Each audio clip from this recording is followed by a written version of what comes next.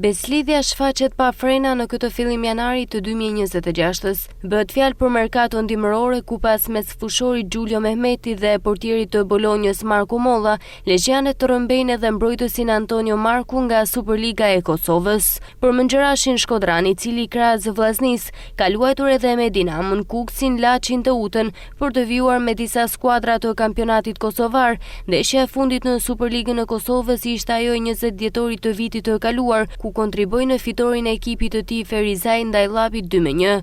Ndërkohë, ofertat joshës të klubit të futbollit Beslidhja dhe më së shumti projekti ambicioz që drejtuesit lezhian kanë për skuadrën e tyre në ringritjen e skuadrave të elitës, bën që Marku me mirëkuptim dypalësh me drejtuesit e klubit të futbollit Ferizaj të shkëpus kontratën atjeshme për t'ju bashkëngjitur klubit lezhian për pjesën e dytë të sezonit 2025-2026. Në këtë mënyrë Antonio Marku i bashkangjitet armatës së shkodranëve të Beslidhjes me në krye trajnerin Elvis Flori, duke pasur si objektiv jo vetëm kalimin në të parën në fund të këtij sezoni, por të vjojnë me të njëjtin synim objektivat drejt superiores.